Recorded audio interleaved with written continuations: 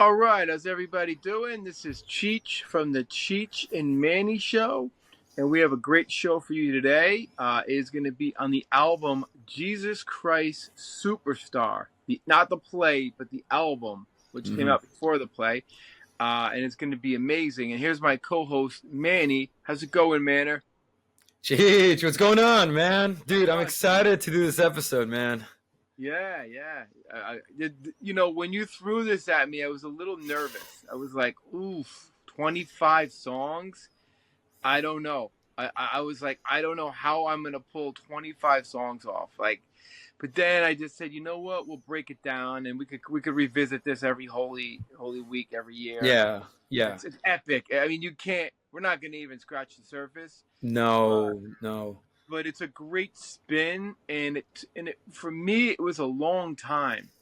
I listened to it. I told you as a kid. We've talked about that story, and I'll bring it up. And then, as in my 20s, when I was into this bass player Alan Spenner, who's the bass player, I was really into Spooky Tooth at the time, so I revisited it, and I was like, oh shit, I forgot Ian Gillan sang on this. So really, it is epic album. And I was gonna say I convinced you because Holy Week is coming up, and yeah, I know I've been convincing you for weeks, if anything. But it's funny for me. I listened to so Jesus Christ Superstar about maybe a year ago, and I'll be honest with you, I really I had an idea of it. I remember the movie, and just we're not going to be talking about the movie, but the actual album. Yeah. That was actually the first thing to come out. And I didn't really think much of it. And then I found a YouTube video of someone explaining sort of some of the things with Jesus Christ Superstar. And I sent you that video. It's like a 15-minute video. And then, like you said, I saw Ian Gillan. I saw some of the concepts behind it. Now, then I grew curious. And then so over the past few months, I've been just binge listening to the whole record. And yes, it's overwhelming because it's a play, right? So there's about 25 songs, but I realized this album from a rock perspective, dude. I was like, we got to talk about it for two reasons. First, rock opera, and closely following Tommy, the Who's Tommy, and it could be our Holy Week episode. If anything, this will be the start of good things to come. Definitely. We'll explore some of this stuff, and it's can't wait, man. And just how it's not the gospel. We got to make that clear. It's a take on it, because we're two religious guys who we don't want to. I mean, I've studied the Gnostic Gospels and I see it in there. I see the Gnostic Gospels in there, but it's definitely not the Gospels. No, and that's really important. But we'll talk about that book that I mentioned. When we get to it, that you said you had. Yeah, I can actually bring it out. Yeah, it's a phenomenal book. Yeah, that was an influence. But so we'll get started. First, I'd like to thank my cousin, who sent me a really nice Facebook message about Just Like a Woman. Now, I didn't really bring this up, but Edie Sedgwick, the model. That's what the song is about. I think we thought it was about either that Sue's girl or Joan Baez, but it's about Edie Sedgwick, the model. And from what he told me, she was addicted to amphetamines, and the pearl necklace part of it. The pearl necklace is the glamour and wealth that she had, and it's well known that she had a pill problem. She was a model. She was also in movies with Andy Warhol, and he got her into drugs. And then this led her down to, her downfall. And then also he said, like a Rolling Stone may be about her. That's a theory. I heard about that. I would disagree slightly, but he does make a nod to a certain woman, but it's been debated. But I remember in the episode, I don't know if it was leopard pills, leopard skin box. Yeah, that leopard. One I brought her up. I know you brought her up, right? I brought her up, but not on that song, not on Just Like a Woman. So that could be. thank you to my cousin for bringing that up. Very very So, interesting. it's a great insight. I mean, and again, just like a woman is a song that has been debated over Dylan knowledge on exactly who the woman is. So, Yeah, yeah. Dylan had a lot of important women in his life. So, but Oh, that's interesting. oh yeah, definitely. So let me open my book because I have a big book today. So Yeah. So, oh, and just while you're doing that, and just for our audience, yeah. So, um, Jesus Christ Superstar is a take on the Gospels. But what's really interesting is sort of like how, and you'll be talking about the two geniuses behind this yeah, music, and I'll just they sort of provide a. So you're right. It does have some things from the Gnostic Gospels for sure, and I think I know what you're going to reference. yeah, But for me, I've studied the Gospels in and out: right. Matthew, Mark, Luke, and John. I teach it. I have read that book that you're going to mention. Hmm. So you're right. It's not entirely faithful, and there are some issues with the portrayal of Jesus, in my opinion. Yeah. So there are some issues from like a Catholic perspective because they portray Jesus, and it's funny. They portray Jesus as, first of all, more human than More human. usual. Yeah. Yep, and then second, how they provide a psychological analyzation of Judas and Mm. sort of flesh out his character because, and we'll talk about it, but that's essentially what the music is about. The play Oh eventually yeah. will be turned into a play. So yeah, so just gonna Definitely. throw it out there. Yeah, we're gonna dive all into this. So you have 1970. What a year! I mean, What the a year. what a year! I mean, I was born. So, and Oh, then dude, you were born and my mom. So she. oh God, I feel old. Like, I feel old, man. Well, dude, I love your mom, I'm 32, so man, I feel old if anything. and I love your mom. I know your mom. God, I would say almost 26 years now, something like It's that. incredible. And I would see the clan that would come in to the temple and be like, "Oh my God, I got to know your mom." And it would only be like either a quarter of them or half of them. Not everybody. Yeah, yeah, yeah. It's like the Brady Bunch. So 1970, great album. So you have The Doors, Morrison Hotel. Hmm. Um, we have Jimi Hendrix, Band of Gypsies. The Beatles, Let It Be. The Who, Live at Leeds. Deep Purple, In Rock. Now this is going to be very important. The Deep Purple album. Grateful Dead, American Beauty, Free, Fire and Water, Sabbath, Paranoid, Santana, Abraxas, Led Zeppelin 3, Man, and what a year! Derek and the Dominoes. I mean, and there's more. I'm No, just throwing it out no, there. that you no that it's such an incredible year, and you're going to be mentioning that this is a rock opera, and you know what a rock opera is. I know Yeah, what a rock opera is, but I am 100% sure that now most of our audience and any future audience out there, they're probably not going to know what a rock opera is. And then no, prior to that, the Who's Tommy was released, and this yeah, is considered the first rock opera. yeah, Right? yeah. So just an It's not, incredible year.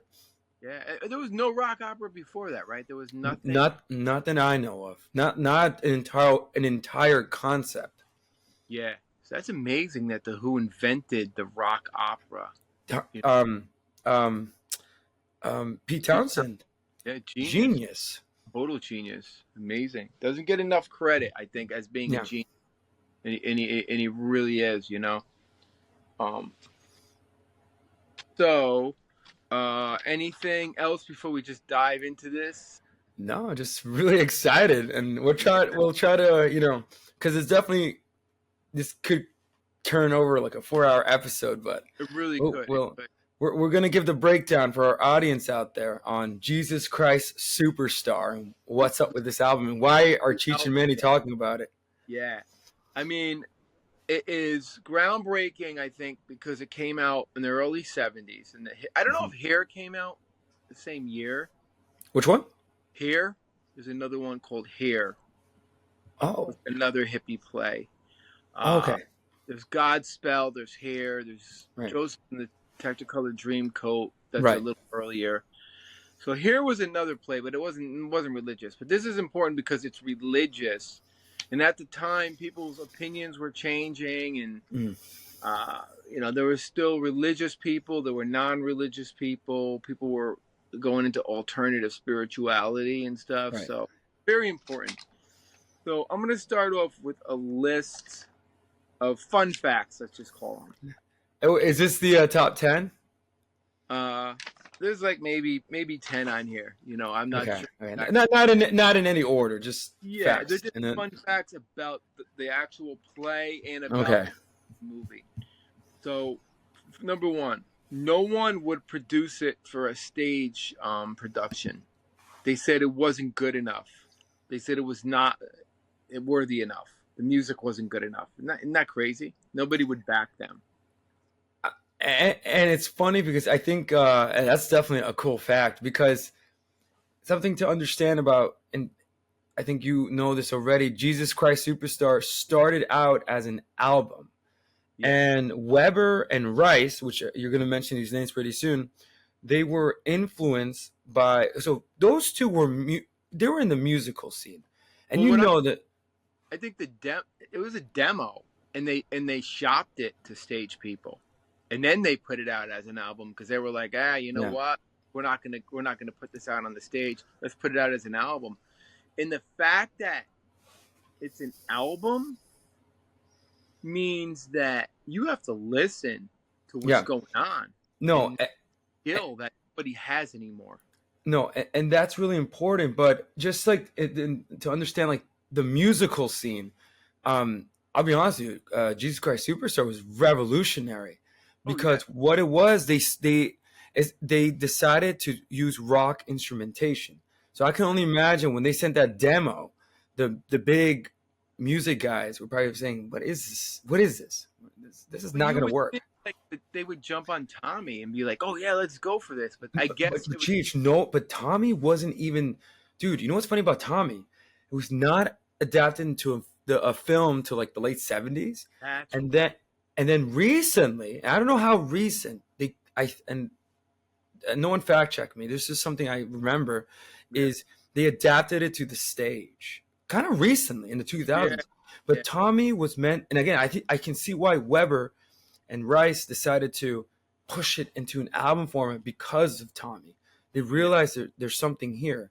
But yeah, and Jesus Christ Superstar started as an album, and I could see how. And you know what's funny?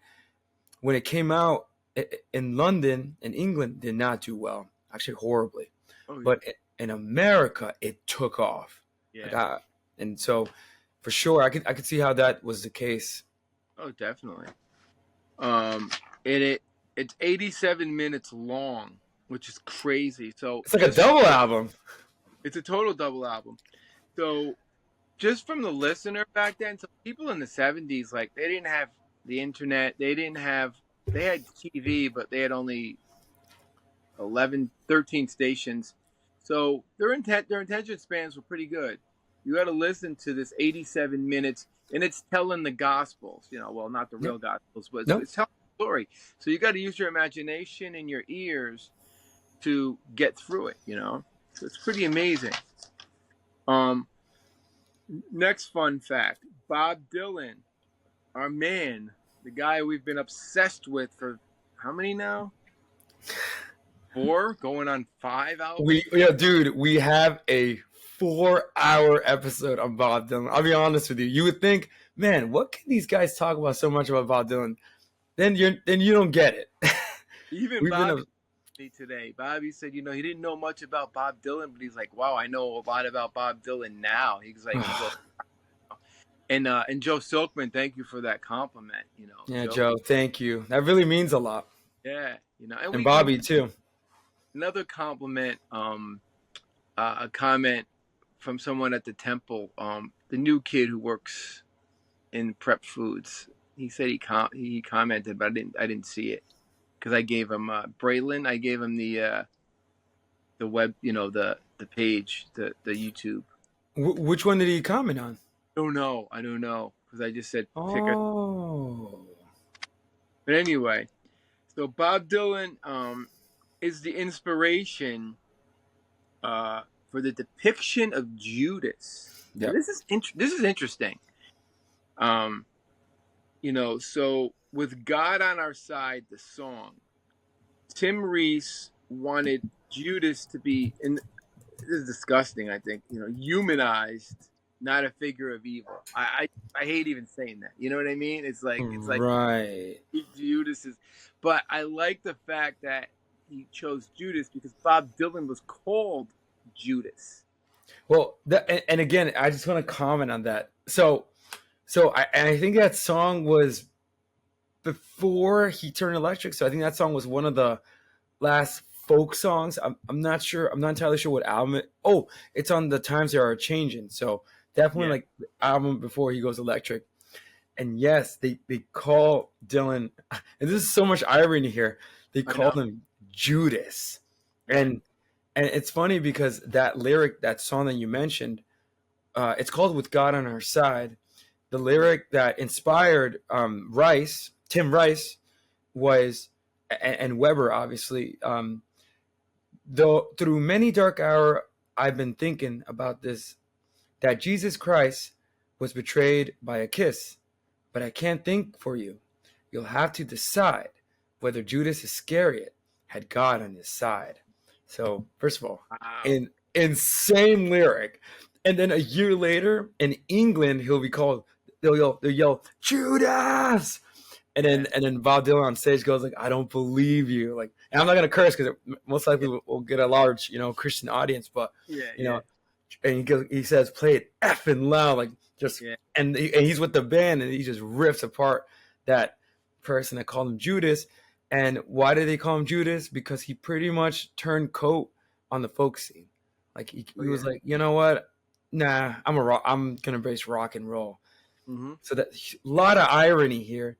And Oh, then yeah, I love with what you said about Tim Rice. He decided to a humanize Judas and the album. yeah, It's not our take, but that's in the album. exactly. And second, provide answer Bob Dylan's question. You'll have to decide whether Judas Iscariot had gone on his side, and we'll dive into Judas's psychological profile Yeah. in the album. But I love what you said. Yeah, I definitely, from a Catholic perspective, I don't think Judas. I don't know what you think about this, but I think that he didn't have God on his side. No, he had the devil on his side, I Yeah, think. and And that's why you said something before. You said this is sick. That's what you referred yeah, to, right? Yeah. yeah, because you know, I don't like the concept of making it from Yep. Judas' perspective Yep. because Yep. 100. I percent I did read a lot of Gnostic stuff. I read Yeah. Judas's gospel. I read Mary Magdalene's gospel, Philip's. They're interesting. Whether they were written by them or not, but they're published and they're interesting. Um, but yeah, the whole Judas thing always, as a kid, I was always like, oh man.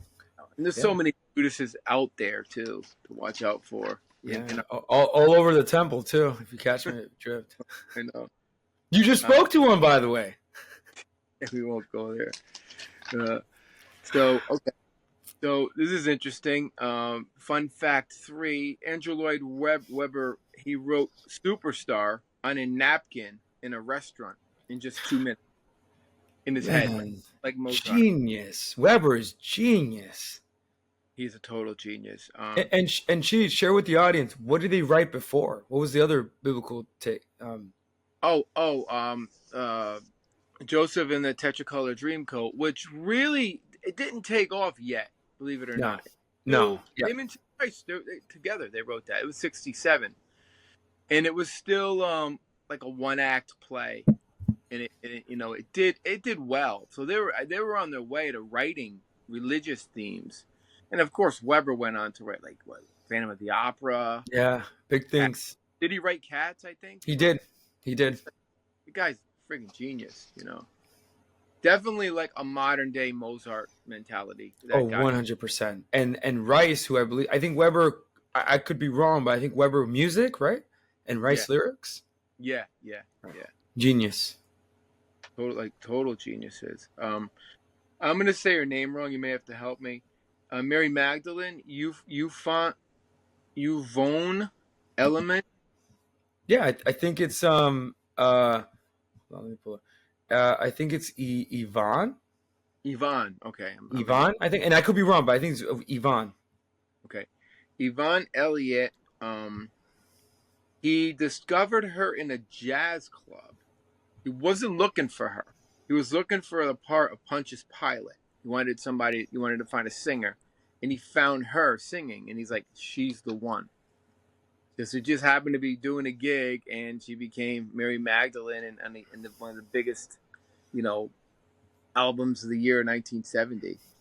Um, And Cheech, I believe she's in the movie. Am I wrong? Is that yes, her? That's her, right? yeah. Mm-hmm. Um, Great you, vocals, and we'll oh, talk about it. what a voice! I Don't Know How to Love Him is taken from Mendelssohn's Violin Concerto in E minor, Mm. 1845. Um, so, so I said this earlier. No one would produce it for the stage, so they took matters in their own hands and they put it out on an album.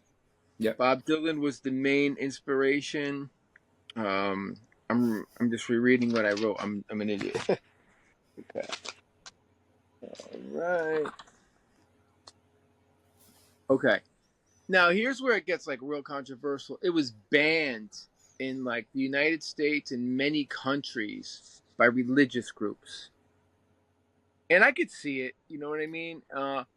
Yeah.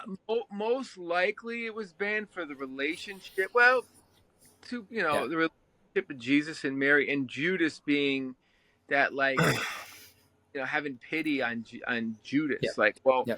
poor Judas, he's watching Jesus, become a rock star in a Yeah. sense, and Yeah.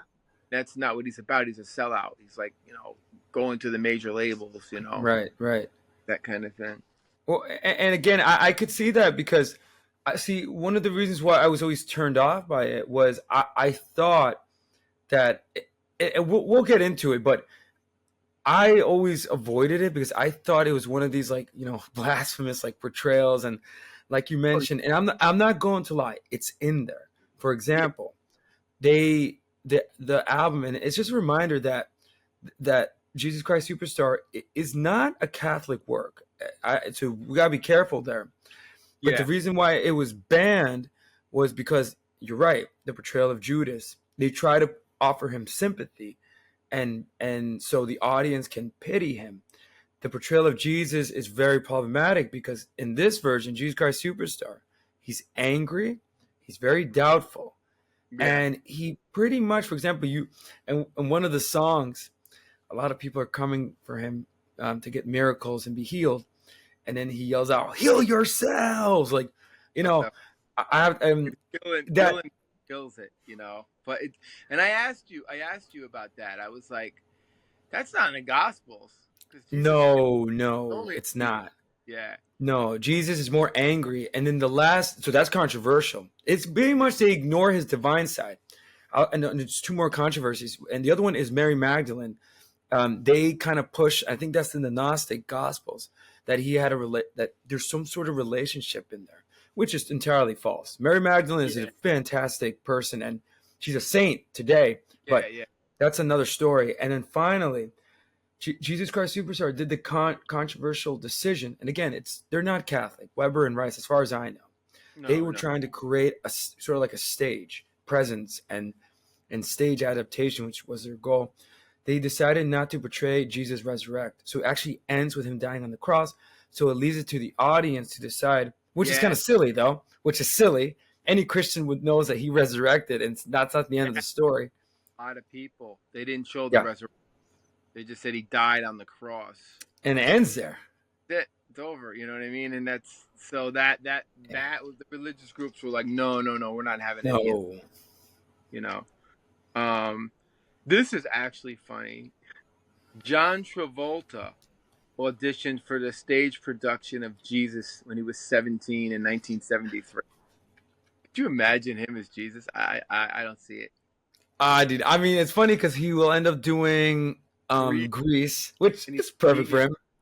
I love John Travolta. I mean, I love him from Oh, Walker Bob Carter, every movie he's ever made. The guy, how could you not like John Travolta? But Jesus, Nah, Nah, you know. no, no. Um, so I thought that was funny. And then in the last one, on the Broadway version, Ian Gillan, who was already on the top of the world with In Rock, like Deep Purple, Yeah. yeah, wanted him first. They said, "Please, would you come and be Jesus and tour?" And he's like, "Nah, I had fun making the album, and I'm in a band that's gonna skyrocket like right now. So sorry." So they asked, this is crazy, Mick Jagger, John, Mm.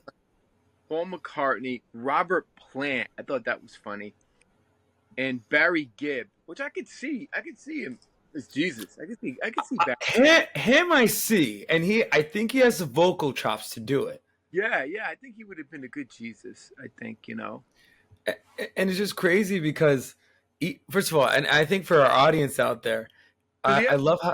to, Go ahead. like, he could probably hit those notes if he wanted Oh, to. oh, for sure. I love it how this episode everything is coming in full circle with like Led Zeppelin and Robert Plant, Bob Yeah. Dylan. We've been kind of like Yeah. on the Led Zeppelin train and Bob Dylan train. But dude, the fact that first of all, Ian Gillan is singing on the album, but I think we just gotta pause there. The lead singer of Deep Purple is Mach 2, Mach 1. No, Mach Mach 1. 1, Mach No. 2. Yeah, yeah, yeah. Dude. Just out there, for those of you who don't know, check out a band called Episode 6 with Roger Glover and Ian Gillan. It's mid 60s, like, uh, I don't know how to put it. Like, I don't want to say Mamas and the Papas, but like almost like that. And girl singers in it, like poppy kind of stuff. It was good. It was good stuff. They were really young. They were teenagers when they did it. Wow. Yeah. But But yeah, that's really cool. and he wanted him because of the song "Child in Time." He heard those screams, Ooh. and that's what he said. You're the perfect Jesus. So now Jesus has a screamer. That's what makes it even crazier. Because you would think like Plant would be a better Jesus singing like going to California. Right. Well, yeah, more of that. But Plant could also scream. I mean, I could see, I could see Plant, but I think what's interesting about, and it's fascinating how the Rice and Weber wanted Ian Gillan because of those, operatic screams that he would do, and you hear it on the album, and he totally like, dude. And again, I don't agree with the portrayal of Jesus, but I'll be honest with you. The way Ian Gillan is singing, man, he's hitting those. Oh, he's a perfect Jesus for this movie. I don't know if his vocals would be like if Jesus sang. I don't think he would sound like Ian Gillan. wait, Cheech, on record, if Jesus did sing, who would he sound like? Jim Croce, Cat Stevens. Oh, so more the folky hippie vibe. Yeah. Oh, I'm not gonna say Dylan, but yeah, I would say Cat Stevens. I could see that. I could see that, but not Ian Gillan. So that's what makes it so bizarre to have this guy. No, and that's the point. I mean, we're used to because we've been binge listening to Jesus Christ Superstar. You've heard it since the 1970s, and for our audience out there, go listen to Deep Purple, especially the Mach 2 albums, because the way Ian Gillan sings, you wouldn't think, wait, this would be the voice and singing style of Jesus? Yeah. Like, because Gillan, man, he's I would say, I don't know if he's underrated, but one of the greatest singers. You hear his voice on Smoke on the Water, and it's great. Oh, yeah. I mean, there's Robert Plant, Ian Gillan, and Freddie Mercury. Well, I mean the top during this era. Oh, I'm sorry. Yep. Those are the three. Ozzy's not the greatest vocalist, but he could sing his ass off. But Plant and Ian Gillan, those were the two neck and neck, and Steve Marriott. But nobody in their mind sounded like Gillan. Gillan was just Gillan. He was revolutionary. He'd go from soft, like Child in Time. Go out there and listen to the song Child in Time. How soft it is, and then he's screaming. He is inventing the heavy metal scream. Yeah. Ian Gillan invented heavy metal vocals. And I think anyone who listens to classic rock and metal, they'll agree with me on that. You know, he invented heavy metal vocals. 100%. And he brings it, and it's so odd. He brings that into Jesus Christ Superstar. And I'll be honest with you, I love it. One of the best ones is let me see if I can like parody. I'm doing parody because Ian Gillan is so like on the scene. I think the song is called "The Temple." You know, the Temple, and everyone's coming to him for a miracle. They're like, can you heal me, Christ? Can you touch me, Christ? And he's like, heal yourself. He's like just screaming. I'm like, dude, this is so. There's one song where he just screams. I forget the name of it, and then the music stops. Then the music plays, and then he screams, and the music stops. I mean, it's genius. Total. Ian Gillan, and we'll definitely discuss more on that. But yeah, genius. And Deep Purple, go listen to Deep Purple. One of the greatest, Mach 2, greatest bands. Yeah, listen to Deep Purple, man. Like, you know, we did enough Zeppelin, so you don't have to, you know, you can watch our episodes. We got to do one on Purple. Machine Head. I think so. In Rock, Fireball. Yeah. Those are the three. You know? That's coming. And by the way, Richie Blackmore, one of the craziest, insane guitarist of all time. So just like Ian Gillan, nobody's like Richie Blackmore. Very, very different the way he plays. You know, very classical. He invented neoclassical guitar. Yeah, he's amazing. You know, so those would be the fun facts that I have on it, and we'll dive right into it. Let's do it. Jesus Christ Superstar, 1970 rock opera by Andrew Lloyd Webber and Tim Rice. It's about the last week of Jesus' life as he's beginning to go into Jerusalem and ending with a crucifixion. It's banned by the BBC for being sacrilegious, sold over 7 million copies worldwide. Recorded at, and I had to put this in, Olympic Studio in London, because Zeppelin recorded everything there. It's art rock, prog rock. Definitely you hear the art rock influence in there, in the prog rock, you know. Dude, and pause right there. Wait, Cheech, pause right there. Just, I did not know it was considered prog rock. And I think you and I, during texting, I was like, dude, the album is proggy. I'll be honest with you. If it wasn't, I said that Led Zeppelin, I don't know if Joe's going to watch this, and hopefully he does, but when we were doing the Led Zeppelin Physical Graffiti episodes, the songs In My Time of Dying, In the Light, dude, I'll be honest with you. If Led Zeppelin did a Catholic prog album, it would sound like Jesus Christ Superstar. Yeah. Oh, definitely. Yeah. Like, because it's prog. And then you're going to mention this, the presence of the Moog. Oh, yeah. Was such a major instrument in prog rock. So, we can make the argument this is one of the early progressive rock albums next to King Crimson. I think so. Yeah, it could be with a raw band, because we'll get into the band. I don't want to spoil it, but it was Grease Band, who was Joe Cocker's band, and they were raw.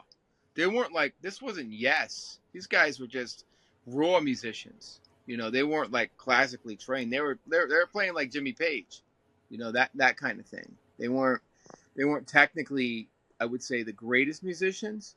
You could have had Steve Hackett play, but they had the Grease Band, which is like bizarre too. Why would you get Joe Cocker's band? You know, which is, you know, they're great musicians, but they're not prog musicians. And I had to assuming here that Weber and Rice pushed them in a prog rock direction. Now I don't know. Yeah. That's what's really unique. And again, obviously Rice and Weber are not prog rock fans. They might have known Yes. They might have known, you know, but they were more inspired by the Who's Tommy. So they were chasing that sound, but they ended up making like sort of like a very interesting proggy, you know, sounding album.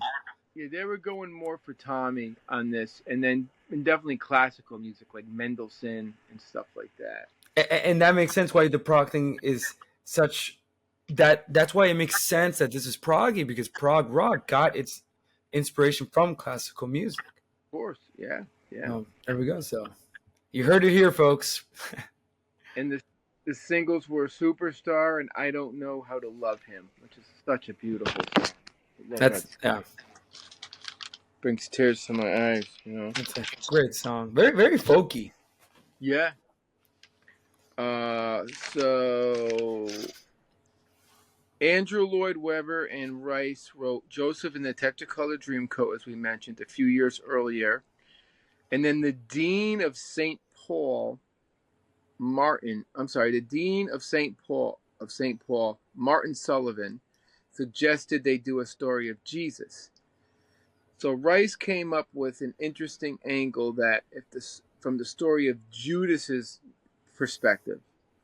So, and also from the lyrics by Bob Dylan with God on Our Side influenced Rice, and that inspired them to write the play, write the music, and a picture of Tom Jones. This is funny, wearing a shirt that said Superstar. That's where they got the name from. Crazy. It was based on the Bible, and then I'm going to throw the ball in your court right now. And Fulton J. Sheen's Life of Christ, where he compares the Gospels, in that book. Now, you could talk about that now, or do you want to talk about that a little bit later? I'll talk. That's more like theology. So before we go there, I just want to comment. We'll talk about it later, but I will say when I was listening to the album, and again, I told you that I was always turned off by it because I thought it was like blasphemous, or I was like, Judas. Why would I want to listen to Judas's perspective? Like you've seen Passion of the Christ. This dude knew what he was doing, right? And so I also heard about the Magdalene, and Jesus thing, which I sometimes do not like, but I was deep diving into the album in preparation for this episode, and I realized I was trying to figure out there is a Catholic thing in it though. Like it's something about it. Now again, not all the songs are perfect. So the fact that you mentioned that they use Fulton Sheen, which then I did my own rabbit hole, I was like, boom, it makes sense. Yeah. It makes sense. And they captured it musically, if that makes sense. Yeah. And then some of the lyrics, because they did get a lot right. Yeah, I'm not familiar with that book, so we'll definitely talk. Talk about that. There was a lot of books at that time. There was one called The Passover Plot, which was a blasphemy book about Christ faking his own death and all that stuff. So a lot of these books were coming out. So where am I?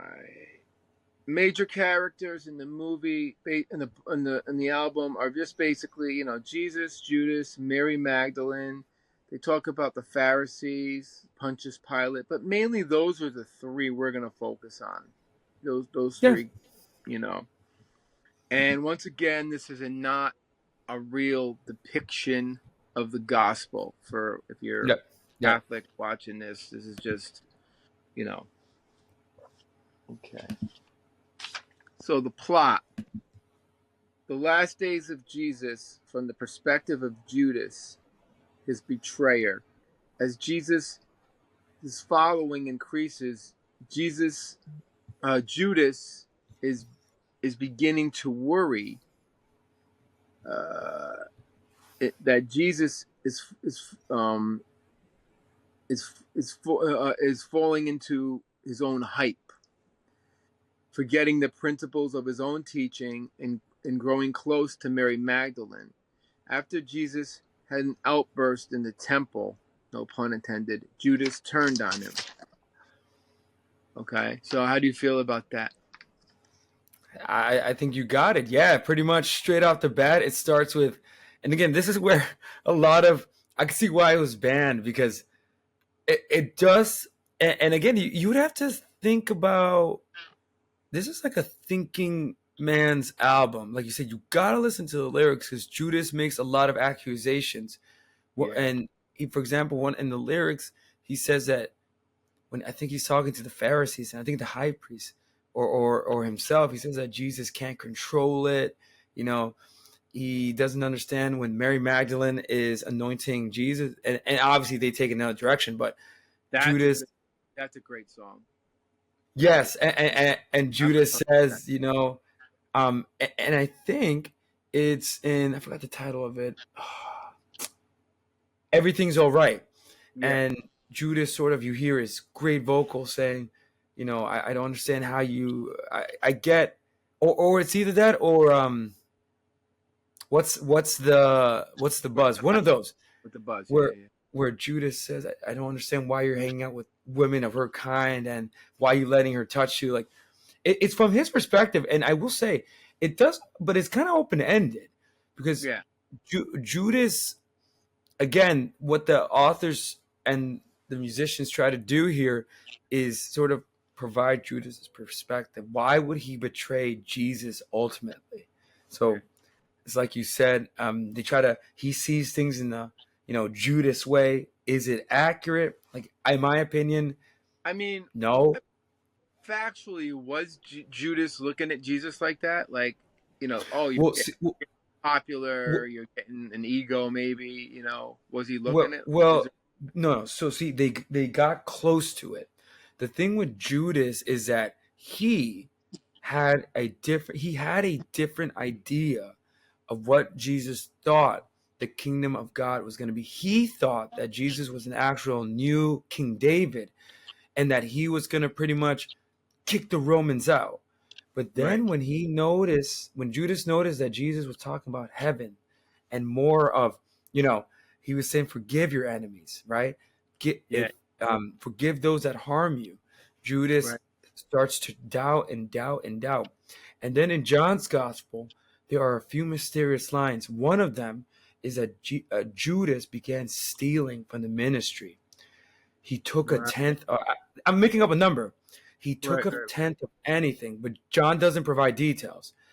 Another detail is that at the Last Supper, John reports that the devil entered Judas's heart, Mm. and so he became sort of, again. There's a lot of things that if you read very carefully, Judas, he wasn't good, and Yeah. obviously Jesus. Now, Christ Superstar is going to make the argument that Judas might have been right. Right? Right. I think it Yeah. makes a case like that. Yeah. But in actuality, in the true story, Jesus chose Judas to betray him because he Yeah. knew what Judas was going to do. Right. Right. Right. He knew that. Yeah. That's so true. Um, where was I? So the album was released in 1970, 2 years before the stage play. The album led to the stage play. Some of the songs, and I'm going to butcher this name, but Superstar, obviously, Grith- Grissamane, Oh, Gethsemane. Gethsemane, okay, and I Don't Know, How to Love Him, are Mhm. iconic songs from the album. Those are the three big ones. Gethsemane, Ian Gillan kills that song. I'll be honest with you, and just a pause here, dude. First of all, Gethsemane and its parentheses. I only want to say, dude, it sounds like a hard rock number, like Sounds like something off Deep Purple. Purple. I wonder if Deep Purple ever played any of this stuff, like That's a for. great question. Wait, Cheech, do we know any Deep Purple? Like you know how Joe is a Led Zeppelin expert. Any Deep Yeah. Purple experts? Oh, I am. I'm a Okay, Deep so Purple. that's you. I mean, I could go from you know, uh, when Gillan joined, all the way up to when Tommy Bolin ended the band and replaced the band. When Glenn Hughes joined on Burn. So I worship Deep Purple. We definitely gotta do that because there's like after Ian Gillan left, Who Do You Think You Are album. They got Dave Coverdale in on Burn with a guy Mm, named Glenn Hughes who played bass, and they right, became right. bluesy. And then they did Stormbringer, and then Blackmore left, and then a guy named Tommy Bolin joined, and they became completely like just groove, almost like Zeppelin, very Zeppelin sounding, but proggy. With the John Lord's got kind of proggy and funky, and Glenn Hughes brought funk to that band. Those of you who don't know Glenn Hughes, he's a funky soul singer, rock singer, and amazing bass player, phenomenal. Okay. Where am I? And they explore themes of faith, doubt, redemption. It was influenced by Tommy. Talked about that. Mhm. Yeah.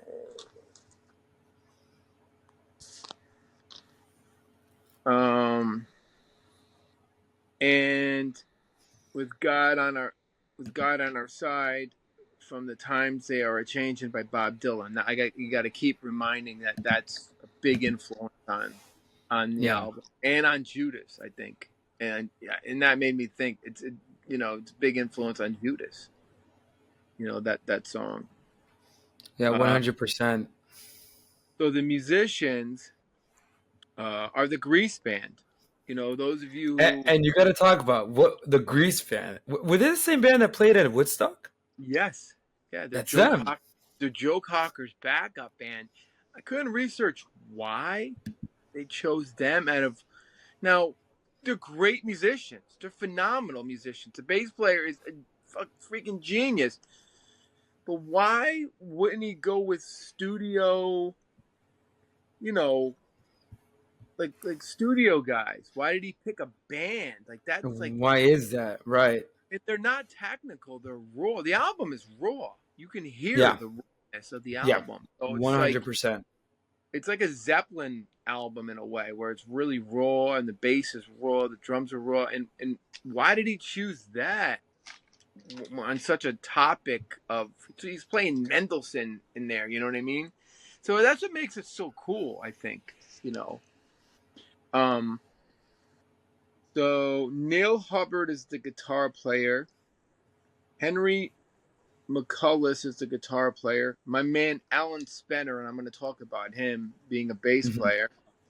Bruce Rowland is the drums. Sax player Chris Mercer. He was in a band called Yep. Juicy Lucy. I'm going way back. If you ever heard of them, they opened up for free. These guys all came from the Grease band. And of course, Andrew Lloyd Webber played keys in that Moog instrument on a lot of these songs. Now, you said you wanted to talk about the Moog a little bit before I we, think so because, and we'll pause here. So why? And by the way, I know our Led Zeppelin have utilized the Moog. John Paul Jones is really famous for that. Um, I feel like the Moog in prog rock. I'll be honest with you. I think it makes it prog rock. it's So the yeah, signature. go.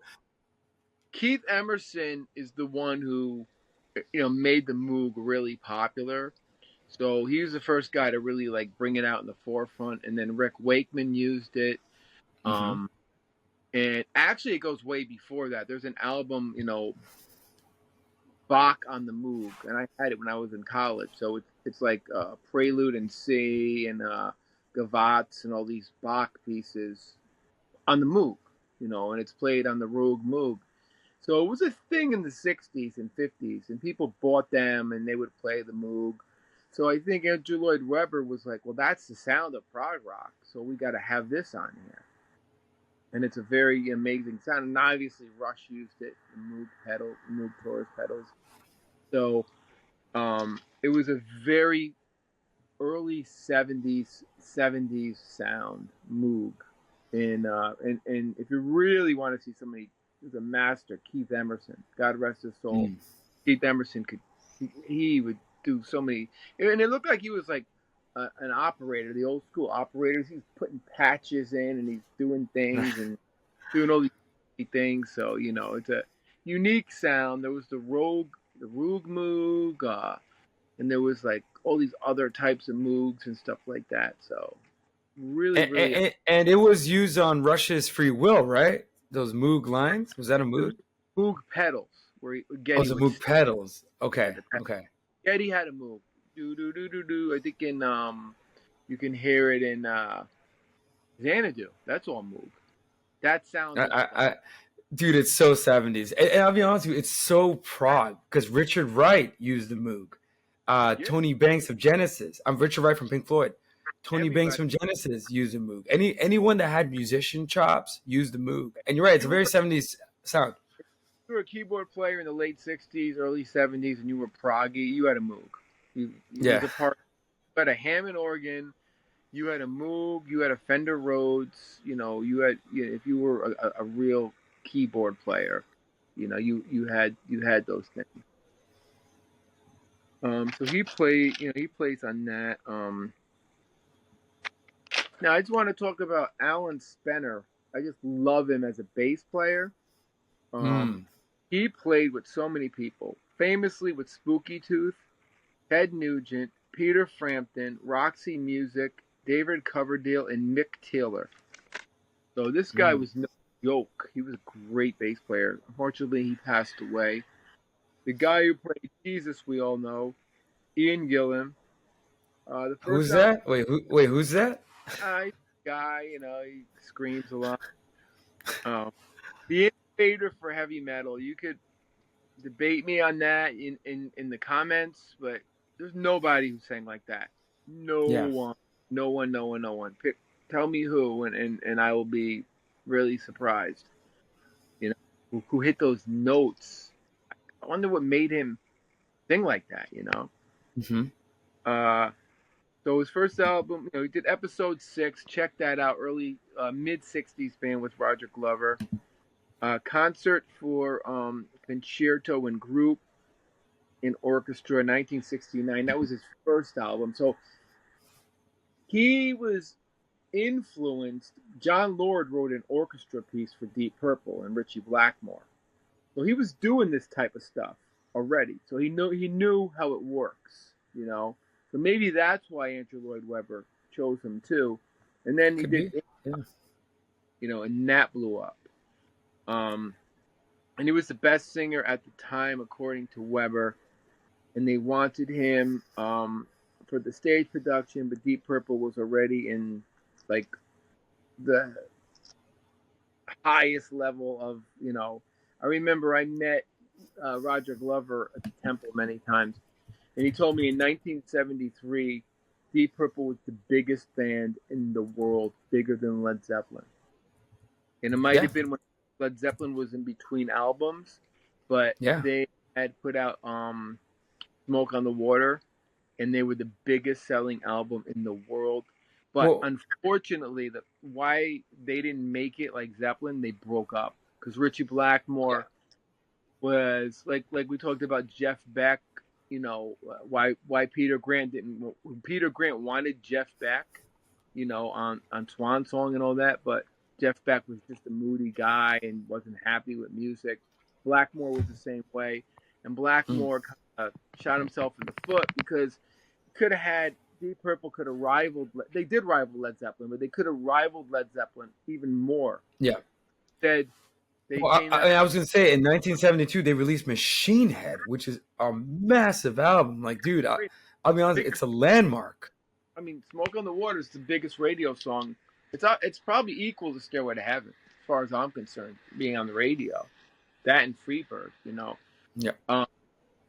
As far as It's the like, riff, dude, it has one of the most iconic guitar riffs. everybody learns that riff in the beginning. That's the first riff you learn. So imagine if you wrote the riff that every kid learns.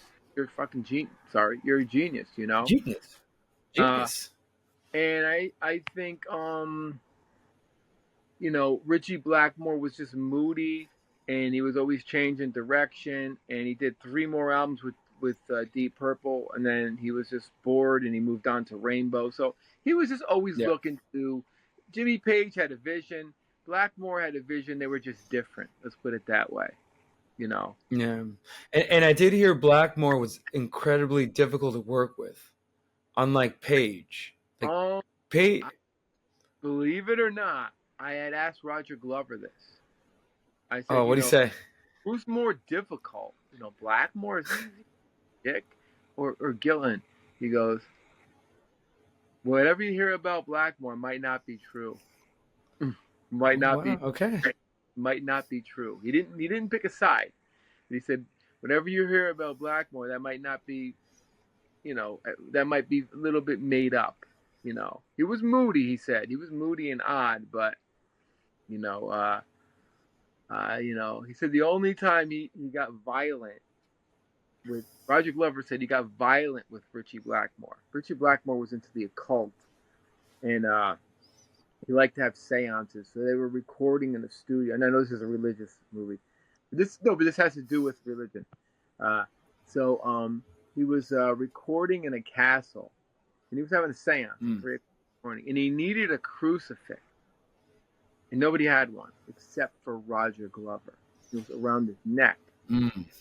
So he snuck in Glover's asleep. He snuck in his room and he's trying to take the crucifix off his neck while he's sleeping. And Glover's like hitting him, and finally Glover got pissed off and he like punched him. It was like, get the fuck out of my room and stuff. So it's just a fun fact. But it has to do with religion. So anyway, now we talked about Gillan, who might be, I don't know, he might be one of the greatest rock singers of all time. I'm sorry. I don't know. I mean, just his vocals on Jesus Christ Superstar, it gives him that title. And his vocals on some Child in Time. Oh my God. No, yeah, that alone, and that whole album, probably, but that song alone. Pioneer for metal. Murray Head, Judas. Mm-hmm. He was an actor, a singer. He was in a lot of movies, Oscar nominee. He was in a movie called Sunday Bloody Sunday. I don't know if you're a movie buff. I don't know if you ever heard of that. He made a lot of albums from the 1970s to the 90s. What's her name again? Yvonne? I think the way you pronounce it is Yvonne Elliman, or Eli Man. Yvonne Elliman, Mary Magdalene, is a singer-songwriter, actress. She had a couple albums out called Food of Love, Rising Sun, and Night Flight. Ironically, I thought that was funny. That an album called Night Flight. Barry Dennen, Pontius Pilate, which we really won't get into too much in here, but this is interesting. He was in Fiddler on the Roof. He was in The Shining. Trying to figure out who he was in The Shining. Really? Okay, now I gotta find out. Ragtime, The Dark Crystal, Superman 3, The Titanic. Victor Box, The High Priest Caiaphas. He played with Eric Clapton, Jimi Hendrix, Charles Mingus, Graham Bond. He played guitar and keyboard. Paul Davis, who played Peter. He played in a prog band called Ruckus. And Mike Dabio, King Herod, was the lead singer of the band Manfred Mann Earth Band, who had the song "Blinded by the Light." Who is this? King Herod. Wait, that's the lead singer of that band? Manfred Mann Earth Band. Isn't that crazy? That is what this is Herod. Yeah, his name is Mike. Dude, that is crazy. Yeah. He was King Herod. He was the lead singer of the band Manfred Earth Band. Great voice. I'm kind of ashamed to say that I love his song on the album where he's singing, "You are the Christ, the great Jesus Christ." I could see, wow, that's amazing. That's an amazing fact. He's got a great voice. He has a great voice. He has the most show tune song on the album. Yeah, because it's not show tuney. No, it's not corny. No, dude, that's the thing. It's for all our audience out there. It's not show tunes at all. It's rock. Yeah, that's an amazing point. So I guess you want to talk about that book, or should I jump into the songs? I like I may have to go get it too. It's fantastic. Actually, let me get it. I'll show you my copy. Like, I'll be like Joe. I have the books. Hold on. Yeah.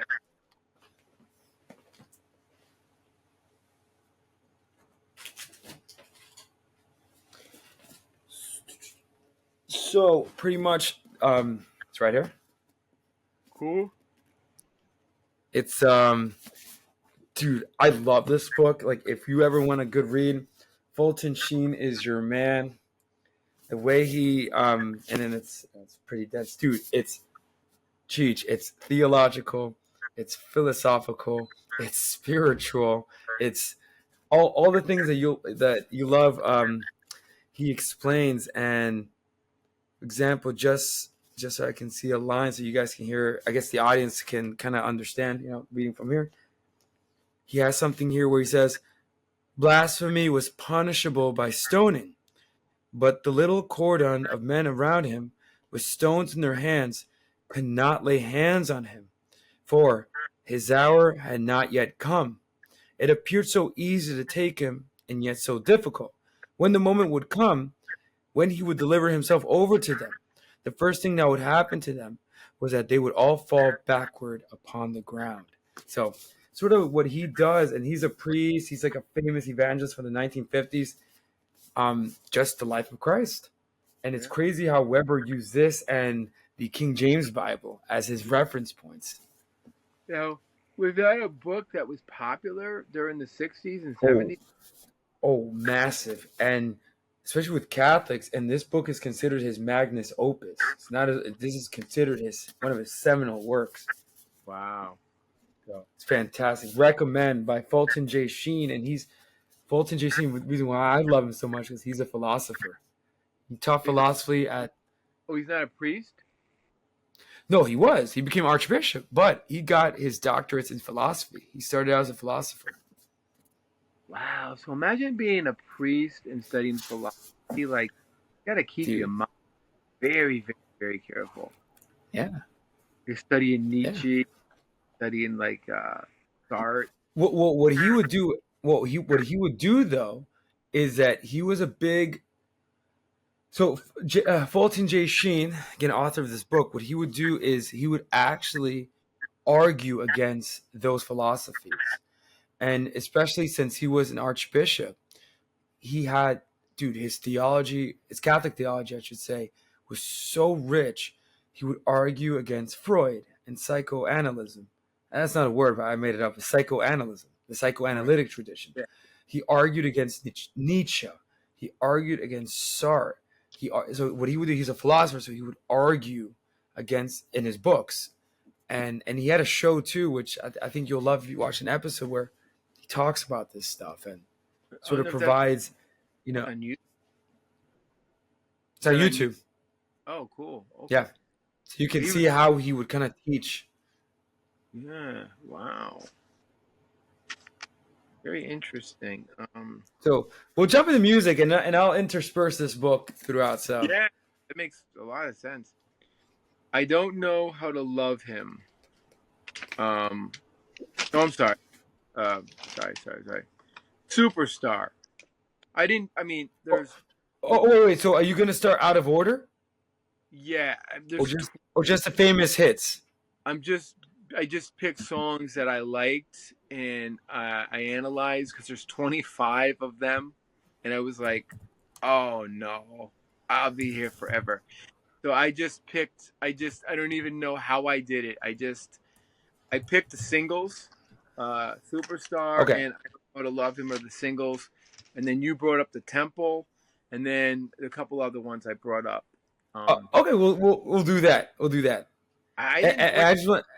Wait, and just one more thing before you jump in the music with the overture, which I'm not sure if you picked that one, but just a quick thing about that is you put it on. At first, dude, it sounds like something from Emerson, Lake and Palmer. Like it's strange, and then it hits you with that. I want to say dirty guitar riff. And you hear the drums and the bass. Dude, when I heard that, I got goosebumps and was floored. I was like, what is this? I was like, mine was blown because, dude, this is a rock album. Oh, yeah, anyway, just want to throw it out there, just the overture, just one little blurb. A lot, and you hear that theme a lot in the song. That guitar part. I think it's Judas's theme, right? Yeah. Okay. So Superstar. It's a Superstar, right? Yeah. Okay. Song by Judas' Spirit. So he died by suicide early in the show. And I love this part, it's like he's asking Jesus questions.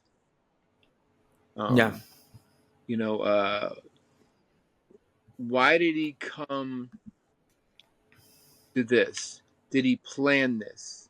Did he plan his own death? Um, did he know after he would die he'd become so famous? Did he know he was going to be? Does he want to be Buddha and Muhammad's equal? Don't you get me wrong. I only want to know. It's sung during the crucifixion scene. How do you feel about that?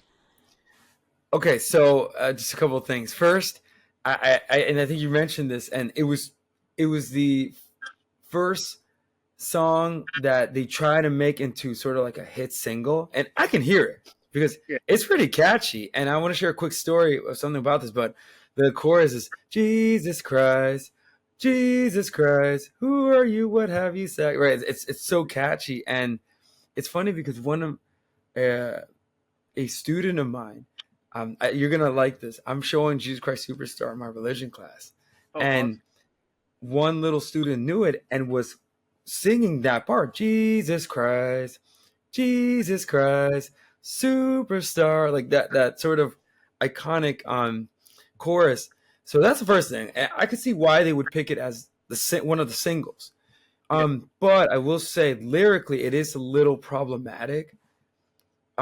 Only because Judas sort of, and again, it's funny, like you said, it's after the fact. Judas's spirit comes up and starts to sort of say, just to read some of the lyrics here. Every time I look at you, I don't understand why you let the things you did get so out of hand. You'd have managed better if you had it planned.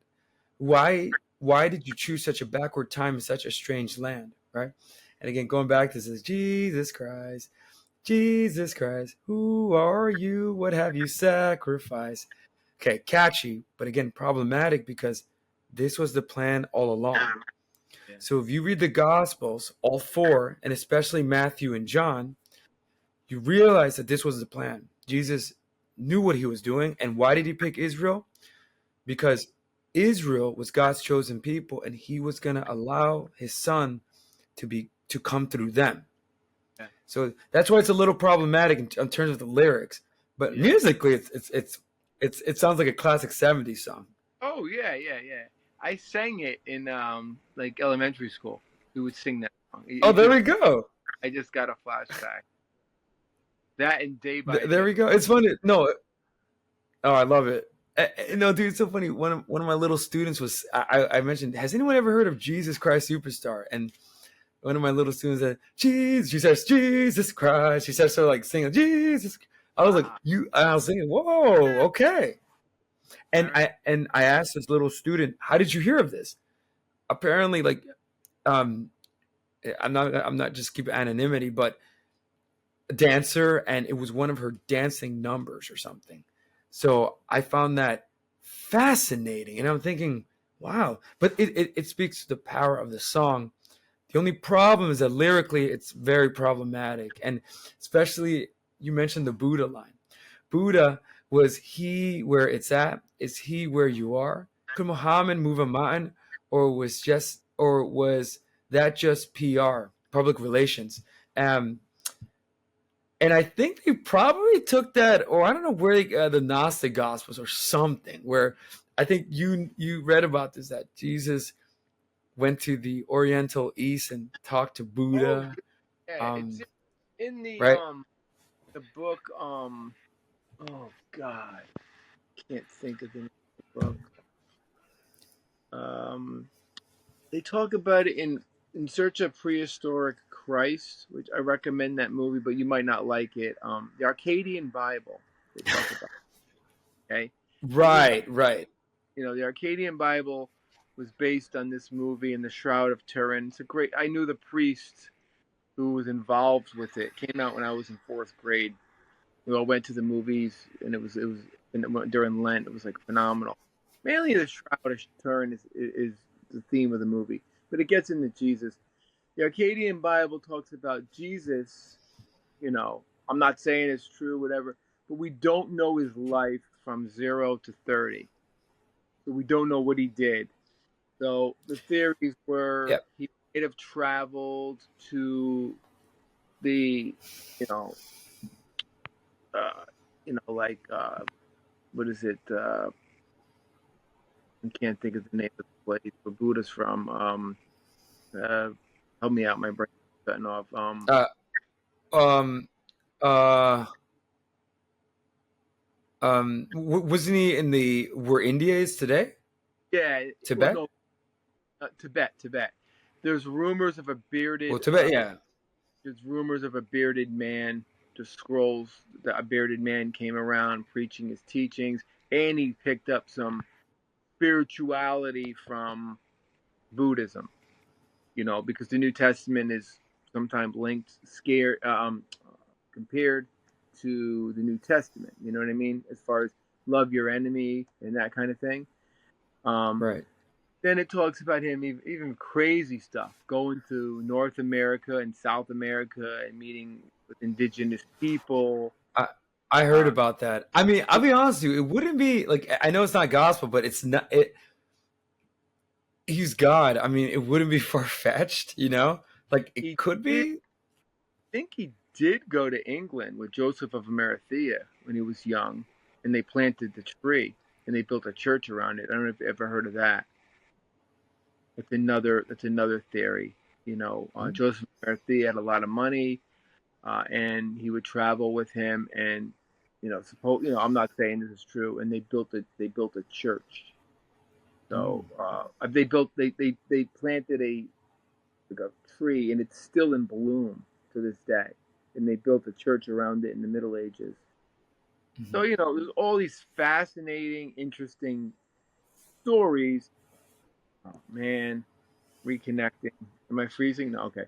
Maybe I should stop talking about it. He's like, "Hey, dude, really?" Okay. That's a sign. That's a sign. Dude, that's the spirit of Judas. That's the spirit of Judas right now. Jesus Christ, superstar. Great image, man. By the way, that image, I think that's the one on Veronica's veil. Yeah. Had it a long time. Beautiful. I don't. Any more on the superstar? No, I think musically classic 70s sort of like, rock number. But lyrically, I will say problematic, like very problematic. Yeah.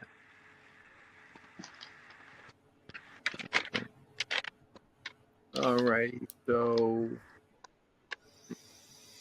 I don't know how to love him. It was influenced by Mendelssohn's Violin Concerto in E minor. Okay. It's about Mary. She's presented as bearing a love for Jesus.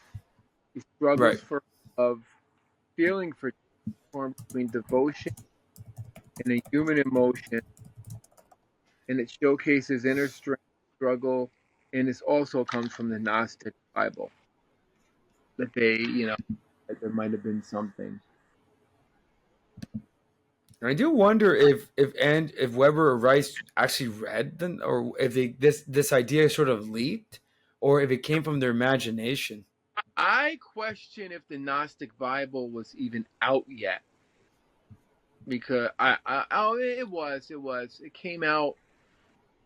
The Dead Sea Scrolls came out in the 40s and 50s, so the Gnostic Bibles would have been out. Right. It would have been hard to get. It would have been very difficult to get. So most likely probably not. But it's just crazy how, from their imaginations, they pictured a possible relationship between Mary Magdalene and Jesus, which years and years later, Dan Brown would kind of revisit in his book, The Da Vinci Code. Only problem. To throw this up, Holy Blood, Holy Grail, which I told you about, I read that book like religiously as a kid, and in my 20s and 30s, they get into heavy stuff, which I won't go into. Right. Really, it's insane. It's in southern France and all this stuff. Henry Lincoln and and that was the book that inspired Da Vinci Code, right? Dan Brown, he plagiarized, in my opinion, a great movie. plagiarized Holy Blood, Holy Grail. They sued and they lost, but it's nice that Dan Brown brought that book out to the world because it's an interesting concept. But he pretty much stole Holy Blood, Holy Grail, but they're journalists reporting a story in their Right. opinion, not truth. Right. And so you could write a movie about it. You could write a movie about any opinion, it's not factual. Right. Right. And again, the reason why I mentioned Mary Magdalene is I want, and I don't think Rice or Weber, I think it's pretty clear that they were influenced by the Life of Christ book and the Gospels they read in the Bible, the King James version. But what I want to say is that this is a common pattern of thinking where they think Mary Magdalene had a relationship with Jesus. See, I 100% disagree. And again, this is another song where musically it's beautiful. It's like folky. It's Yvonne hits it out of the park with her vulnerable vocals. Her voice is so so pretty. But the problem is that's not the nature of Mary Magdalene's relationship. And the thing is, it's true that Mary Magdalene was a former prostitute. Yeah. The only problem with her is that she kept falling. And she was a very troubled woman, and there were a lot of times Jesus helped her. And Mary Magdalene had such a intimate thing with Jesus, not intimate as most people think. Right. Mary Magdalene would have gave her life for Christ. And there's two little details in the Gospels. The first one is and I think it's in John mostly, or I got to revisit this, but she's the only one that's with his mother Mary and John, while Jesus is at the crucifixion, carrying the cross. She's the only one present. The other thing is that she's the first one to discover the empty tomb. The next day, so she definitely has a intimacy with Jesus that St. Peter also had, and St. John also had, and so I think a lot of people get this wrong, and the lyrics to this song, I think, so we can do a little analyzing. She says here, saying, I don't know how to love him, what to do, how to move him. I've been changed, yes, really changed, which is not wrong. Jesus saved her. In these past few days, when I've seen myself, I seem like someone else. I don't know how to take this. I don't see why he moves me. He's a man. He's just a man, which I take a problem with more than a man. And I've had so many men before, a little hint of prostitution in very many ways. He's just one more. Should I bring him down? Should I scream and shout? Should I speak of love? So definitely is implying that, Jesus is my, I don't know how to love him, if I should love him like my other men, and it implies sort of like there's some sort of relationship within, I don't agree with that. So lyrically it's a little problematic, but musically it is a great love song for anyone else. Oh yeah, definitely. It's a beautiful song. And one more lyric, Cheech, I know how you feel about this. Yeah. And again, the song is it's interesting. The song is very intimate. Like one of the lines here, what I will agree is people didn't know how to handle Jesus because people have to remember that he was fully human and fully divine. So when his divine side came out, one of the reactions a lot of people had was fear. They didn't know what to make of him. Yeah. So Mary Magdalene, I kind of like sort of what I do like about this is that I don't know how to love him because again, he's God. And the best lyric I think is at the end. I turn my head away. I'd back away. I wouldn't want to know. He scares me so. But then again, they kind of imply that relationship. I want him so. I love him so. Yeah. So Mary Magdalene doesn't know how to love him, but this is completely false because Mary Magdalene did know, and she was one of the first ones to figure out that Jesus is going to die. Yeah. And so that's why she anoints his body, which Judas calls her out saying, woman, we could have sold that perfume and feed all the poor. Why would you do that? I'm gonna get to that song right now. I'm gonna get to wait, this is Heaven's on Their Minds, I believe is the Oh song. man! And before we Right. move on, Cheech, what do you think of the song? I don't know how to love him. Just your perspective. You heard Oh, it. I mean, it was always on the turntable. beautiful, beautiful song. I mean, puts me to tears when I hear it. My mom always played that song. Um, I mean, everybody had Jesus Christ Superstar in the '70s. That, Right. so either you wanted it or there was a thing where you can buy albums like for like a quarter, and they mail them to your house. I forgot the name of the club. It was some kind of club, and either and everyone always had that, and it always played this time of year. But I don't think people analyze it like we are. I think they just thought it was the story of Easter. No, dude, 100%. I went on YouTube. There is some, but like no one has sort of like, and I've been doing it with my class because I Yeah, realized, dude, there's gold mine here. Like, why yeah, is nobody like analyzing this, like no. songs like this, and like doing like a deep dive into this album? And you're right, at one point it was everyone had it in the 70s. Oh, everyone had it. And then everyone saw the movie. Everyone saw the. It's still out there. I think they're just doing a remake now. I saw they're making a remake of it, and it's great. I'm so happy that they're still doing it. Um,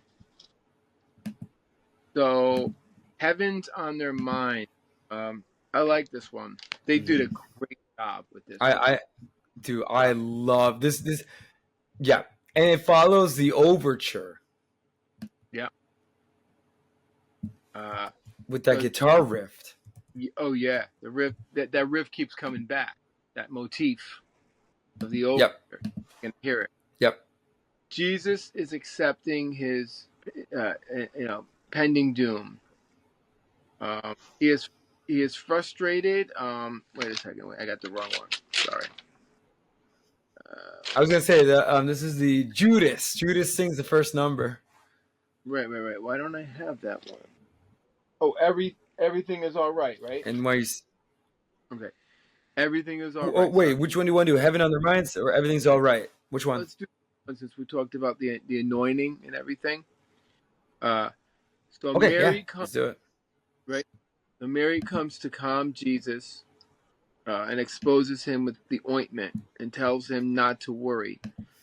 Judas, like you said, is angry and mad, and he's jealous, and he says Yeah. you should sell that, sell that ointment, and get some money.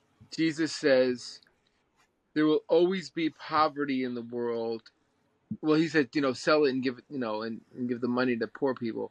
There'll always be poverty in the world, and they will never be able to help everyone. Now, I don't know if I think Jesus would say that.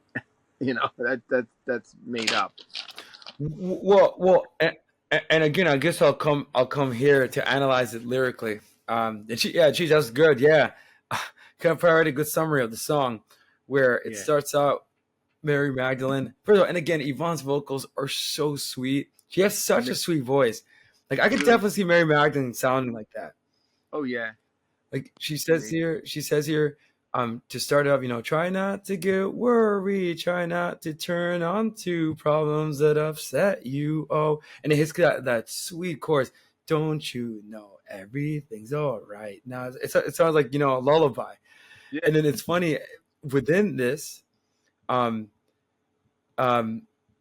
Mary Magdalene says, "Relax, think of nothing tonight." And then Judas, Murray Hill's great vocals, Oh, angry. He says, pissed off. He says, "Woman, your fine ointment, brand new and expensive." He's like just screaming at her. You like, just the vocals are amazing. And he even, screams, "Should have been saved for the poor. Why has it been wasted? We could have raised maybe." Like, he's just like screaming at her. And then Mary Magdalene's voice comes back. Try not to get worried. Try not to turn on to, yeah. like, trying to, it's okay, don't you know? And then Jesus, angry, says, "Surely you're not saying we have the resources to save the poor from their lot. And this is a weird line. There will be poor always, pathetically struggling. Look at the good things you've got. But one of the interesting lines here is, think while you still have me, move while you still see me. You'll be lost. You'll be sorry when I'm gone. Okay, so in the Gospels, this is actually pretty true. Now, he doesn't say the pathetically poor. That's Yeah. false. I don't know why Rice and Weber would add that. And again, the portrayal of Jesus in Jesus Christ Superstar is one that's very angry. Like, Yeah. especially when he lashes out against Judas and the crowds. And I guess it portrays him. You know what's funny? I see him like a Neil Peart character. Right. Like, Right. someone's a superstar, but when the crowds go to him, he kind of provides anger and a cold shoulder, Yeah. which is Yeah. kind of interesting, very interesting. But what ends up happening was in the Gospels, there's a scene where Mary Magdalene, right, gets her expensive perfume and starts to anoint Jesus's body. And why does she do this? Because she knows that Jesus is going to die. So something prompts her to anoint him with this sweet smelling, expensive perfume. Right. Judas yells at her. You can actually read it. Woman, calls it woman, not even Mary. Woman, what are you doing? This is $1,000 worth of perfume that we could have sold. And by the way, he's stealing from the ministry when he says this. We could have sold this to feed the poor. And Jesus says, leave her alone. She's anointing my body for burial. She says, don't you see that I'm not going to be with you longer? She's doing what the Holy Spirit is telling her to do, that to get ready for his death. So preparing Right. Jesus' body for his death. Because back in the days, when someone dies, they used to anoint the body with fine perfumes and oils, right? So that's what she was doing. So they kind of got some things right, but they added details, that Jesus didn't call the poor pathetically struggling. No, No. he told Judas, the poor will be with you always, but you won't have me much longer, like in Right. face to face. So Yeah. that's what he meant. The more sweet in the Gospels. This one, he's more angry. Yeah. Yeah. So, No, it says I'm reconnecting. Am I freezing or you still see me? Like, it's still recording. No, okay, you're good. good. All right. Okay. Wait, are you having problems on your end? No, no. That was a great analogy, man. You killed that. So musically, did I have anything on that? I'm getting confused with my parts. So wait. So we just did that. Okay, so starts off with a beautiful, like you said, female voice, nice harmony in the back, great rhythm and groove. Then Judas comes in angry, like you said. Then the sweet voice comes back. Then Ian Gillan comes in as Jesus singing in a style under a great bass line. Oh my God, the bass line is just so amazing. Oh, can we talk about that bass line? Yeah. Oh my God, it's so funky. It's so 70s, so 70s. And then it goes Yeah, back, yeah. and then it goes back to Mary's vocal. So and there's that seven, and it's all funky. The whole like play is funky. It's like a funk play under the Yeah. Bible. It's Yeah. it's Yeah. crazy. It's such a great time capsule of the 70s. It's beautiful and not dated. It really is. And I hope when they redo it, they don't like. I mean, they're gonna probably modernize it and not make it funky and have modern instruments and stuff. So, because I think it's coming out now, right? It's out on Broadway now. They put it back out. I don't know if I would go. Or is it? I don't know. I'll go see it, but I'm not sure. Uh, I think I saw something, a little blurb that it's going to be coming out. They're redoing it. Ah, But I'm gonna go see it probably, and I'll let you know if they modernize it. yeah, they're gonna modernize it musically. It's gonna sound perfect. Jesus Christ Superstar doesn't sound perfect. It's raw. And Andrew Lloyd Webber is a genius, and he had the Grease Band. That's the genius. That's what makes a genius. You know, he has a Grease Band play. Like, No, bands. Like I said, he could have yeah, had to it. You know, he could have had like superior dude, musicians. you could have had Pink Floyd or Yes play it.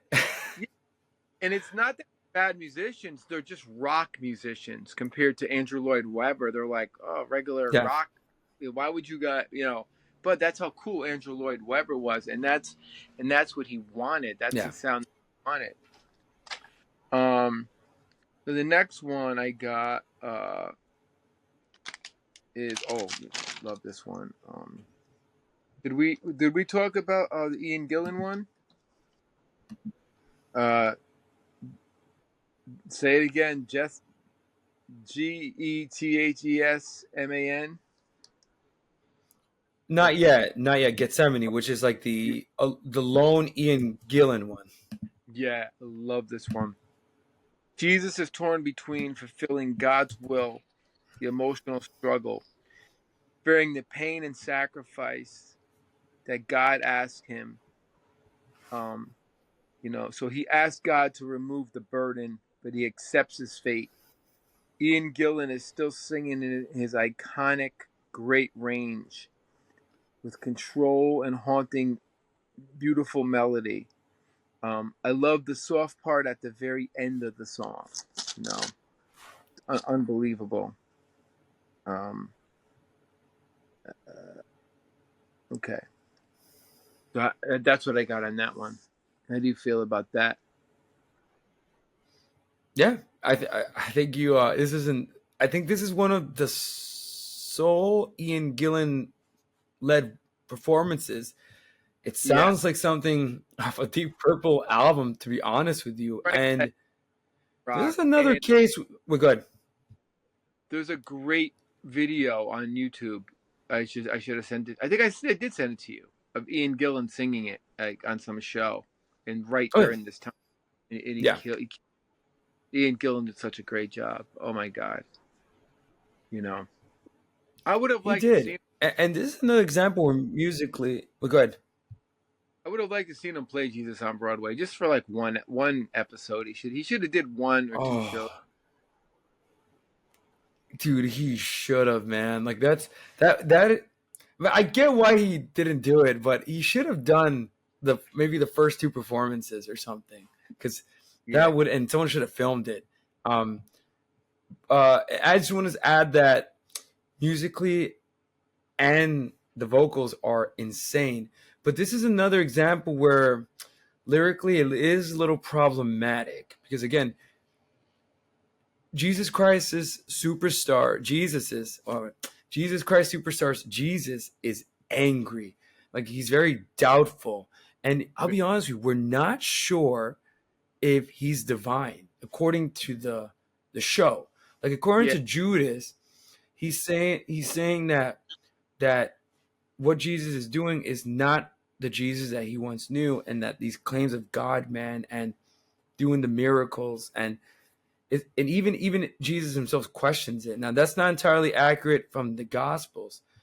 And you have lines like, just to show the audience how angry he is. He says, "All right, I'll die. Just watch me die. See how I die. Then I was inspired. Now I'm sad and tired. After all, I've tried for 3 years. His ministry seems like 90. Why then am I scared to finish what I started? What you started. I didn't start it." Like he's very angry and yeah. doubtful. And again, not entirely accurate, but for drama purposes, Lloyd Webber and Rice's Jesus kind of fits the bill perfectly in contrast to Judas. Oh, I always yeah. felt like in the show, and again, not accurate, but in the play and musical, Judas and Jesus are sort of contrast. And it turns out that Judas's claims are right about Jesus, where he's kind of doubting. Yeah. And then at the end, Gethsemane, he says, "Take me now before I change my mind." And it kind of ends abruptly. But again, lyrically problematic, but musically, dude, it's Oh, fantastic. Ed Gillen delivers one of the best vocals, I think, you know, I in think his it's one of career. my favorite. It's my favorite song on there. I think, I gotta say, Yeah. it's my favorite song. Maybe because it's Ian Gillan. Um, Yeah. and and Ian maybe, Gillan sells the performance. oh yeah, perfect pick. Um, Heaven's on Their Minds. Uh, did we do this one or no? Not yet. No. Wait, Cheech, do you want anything musically about Gethsemane? I didn't really get too much. I was just so like into the concept of the song. You know what I Okay. mean? Yeah. There's like so Right. many. It's overwhelming. Like I didn't break it down like a rush. Yeah. Like I was more focused on getting the lyrics across in the performance of Gillan. 'Cause I want people Right. really to Right. know what the lyrics are about and see what's going on. And then like you explained, it's not real, it's real. Some parts are real, some parts are not. Like there's so much in this. It's like crazy. Right. I will say, Cheech, and I know you've seen Passion of the Christ. The Gethsemane would the song would be Yeah. that same scene that opens in Passion of the Christ, where you see Jesus. Do you remember the scene? No, I'm trying to think. Wait, Have you wait, seen wait. Passion of the Christ? Oh yeah, yeah, yeah. One time Remember the only. beginning scene? Okay, Uh, let me see if I can refresh your memory. Do you remember that beginning scene? Opens up on the full moon, and then Jesus is praying to God, yeah, and yeah. he gets a taste of he's suffering, and he's sweating blood, and that's what the song is supposed to represent. Right, Um, right. but and again, lyrically, it's well done for sure, but it's that moment of. But the thing is, Jesus didn't have doubt. He has this mysterious line where he's praying to God, and by the way, one detail that you don't see is that the angels are all around him. Like he's Yeah, not alone. And I know this from this. I mean, I can share the book, but Passion of the Christ was based on this nun's visions of the Passion of Jesus, and Catherine Emmerich. And in her visions, she sees that when Jesus gets a taste of his suffering, like he's really sweating blood, yeah, the angels come around him to console him. And so, but he has this iconic line where Jesus says, like, it's not doubt per se, like the song makes it seem. It's more, he says to God, if if it's your will, take this cup away from me, but I will follow your will. So yeah, I'm not going to do mine, but your will, Father. So yeah. not one of doubt, but one of saying, I submit to your will, God, Right. Father. So great. Anyways, overall, again, good to contrast. And I think that's why the song lyrically is amazing and overwhelming. People don't think about what Jesus went like as a man was going through. I mean, the Son of God and the Savior, but as a man, flesh and bone, what he was about to face. That had to be. I mean, as Yeah. a human being, like structurally, let's put it that way. What he had to Yeah. face, torture, you know, and willingly doing it for his Yeah. father, our sins. That's Exactly. that And people. I speak for us both, Cheech. I'll be honest with you, we would be singing this song out of fear, like Ian Gillan's version. I Oh don't yeah, want to do it, but yeah, fine. Like I'm scared though. You know? I know. Um. So heaven's on their minds. Uh. This is what we just talked about. Basically, Jesus accepts his pending doom. He is frustrated, but acceptance. Oh, no. This is the Judas song, Cheech. This is the Wait, Judas song. heaven's on their mind. Maybe I got it wrong. Yeah. So this isn't the one where Jesus is accepting which one is the song where Jesus is accepting that from God that he's gonna die for the sins. Yeah, Gethsemane. Oh, Gethsemane. But I have Gethsemane. Or Gethsemane. Gethsemane. I have heavens on their mind. I have Jesus accepting pending doom. No, so that one is the second track on the album. It's the one that Judas sings, and you get Judas's psychology in the song. Okay, yeah, that one I goofed on that. You want to talk about that one? The Yeah, I mean, just to and you know it, like after the insane overture, which kind of gives you the motifs and themes of what you're going to be hearing. It yeah, has that insane dirty guitar line, down down down down down down down down down yeah, down yeah. down, and then Heaven on Their Minds opens with that guitar theme, and then Judas starts singing, "My mind is clear now." Go ahead. Doesn't that go into the temple too? That same riff? No.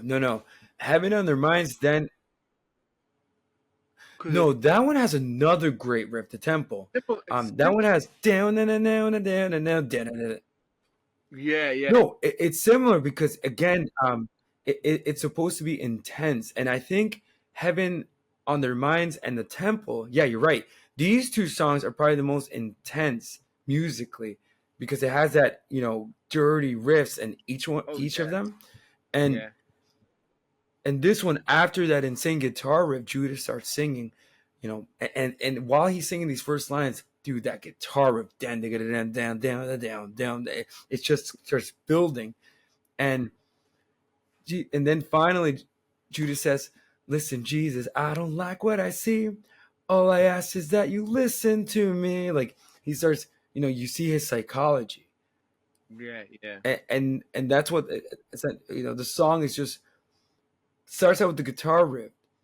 And then it sounds very, like you mentioned, funky or very yeah, 70s yeah, yeah, throughout the song.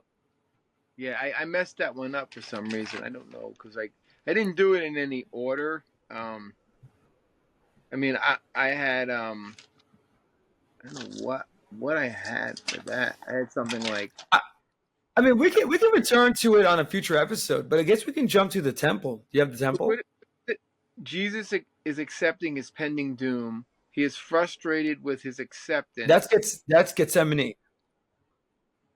Okay, that's all. That's That's all. Gethsemane. Okay, that's what I. Okay, that's what I'm reading.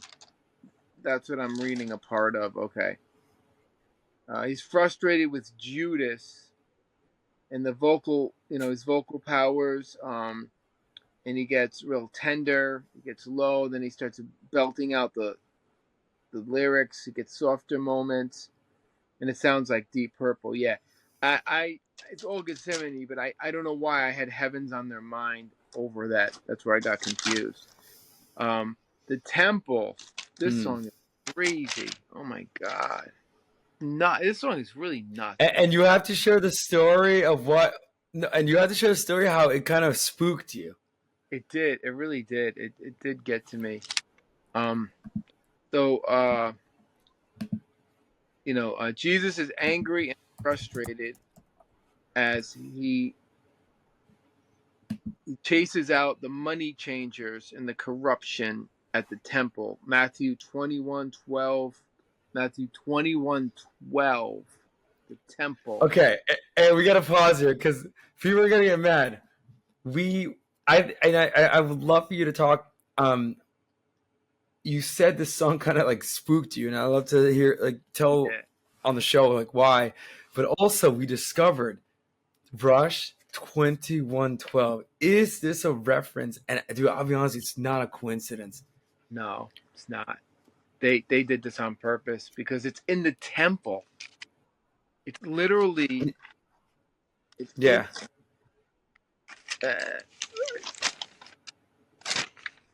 In the Jesus, I'm not sorry, Jesus. I didn't mean to say your name. Everything temple, and it's 21:12. Like, come on. This is not a coincidence. This is a real. This is Rush did Wait, something. You know. Like, I- I'm just And blown away. no, and it's the corruption of the temple, Cheech. And the corruption of 2112, the story, the corruption of the priest, the high I priest. I'll be honest with you. Yep, yep, It same story. I would love to ask Geddy Lee or Alex if Neil took yeah. some. Yeah, he did. He totally did, and he just didn't say it because I didn't. I'll be honest with you. He said similar to no, and similar to Bob Dylan's John Wesley Harding, to genius hidden biblical references I never knew. 2112. I thought it was the year 2112, and it actually would make sense because I feel like a lot of people make it's.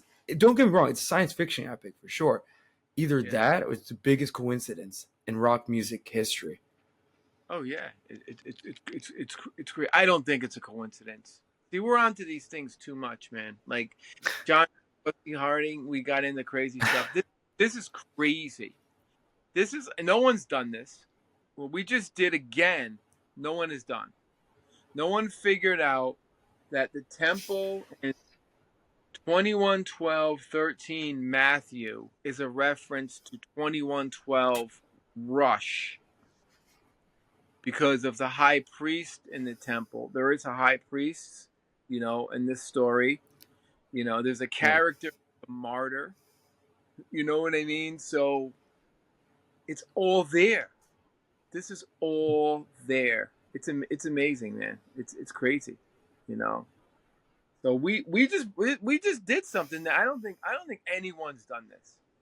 If anyone has done this, please write it because Cheech and Manny show is just getting we're just getting more groundbreaking in my opinion with things.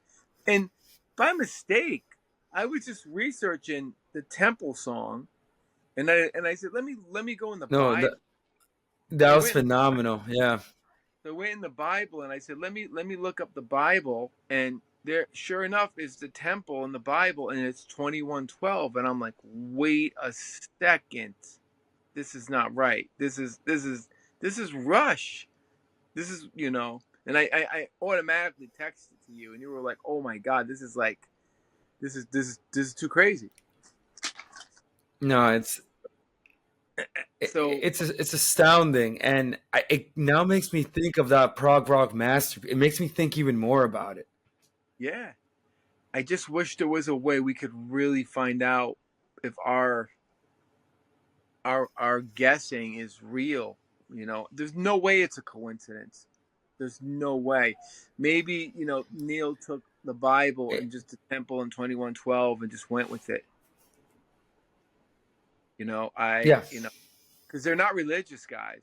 They're not reading the Bible like Dylan. no, no, no, They're, no. And it's funny because if you watch our 2112 episode, we did mention some biblical references, and I even was wondering. So the fact that you brought that up, and then it takes the story, the temple from Jesus Christ Superstar is taken from Matthew 21:12.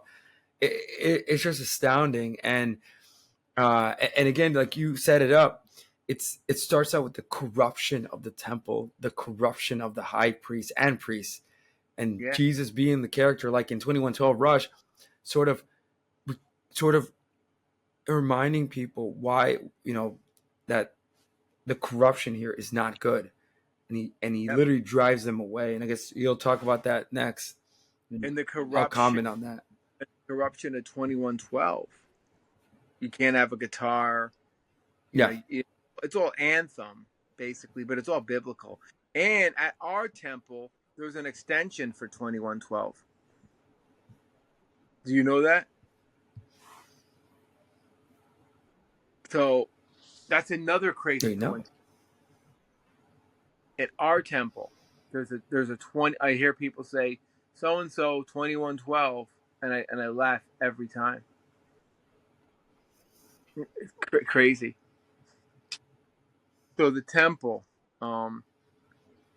Jesus' anger and frustration chases out the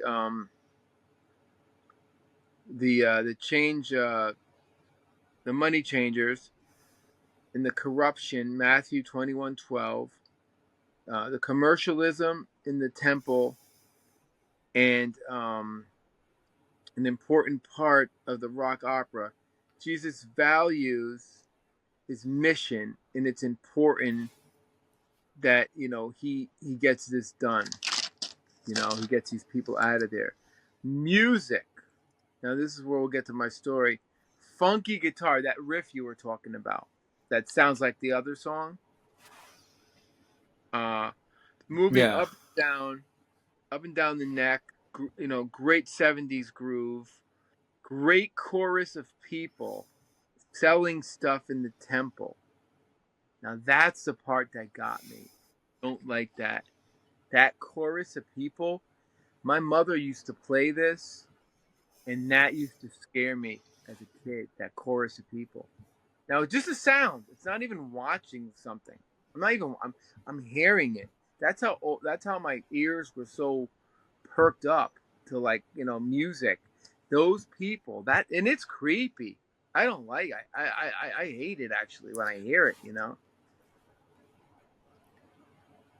It's very, very. Yeah, and when you say, is that the part where you hear the chaos in the temple? Yeah, the people selling the stuff in the temple. The chorus of people. Right. They're saying, I don't know what words they're saying, but they're Right. saying, And no, I'll be honest with you. Yeah, go. it's just it's creepy. It really it brought back pretty scary for me. Then it builds up in the middle of the song, and you hear the people singing, selling the stuff. Then it stops, and this is the greatest part of the song. Ian Gillan just Yeah. screams, and he's pissed. And then the music stops, and then Ian Gillan screams again. The music stops, and he screams again, and it's just a solo voice. And then he gets real quiet, and he starts to sing very softly. So that's pretty much what I got on that song. Makes sense. Yeah. No, I think you captured it. And this song, for the first time listener, I will admit it's pretty intense because it starts out with what you mentioned, the chaos of the money changers in the temple, and just the whole chorus of whoever the vocals are.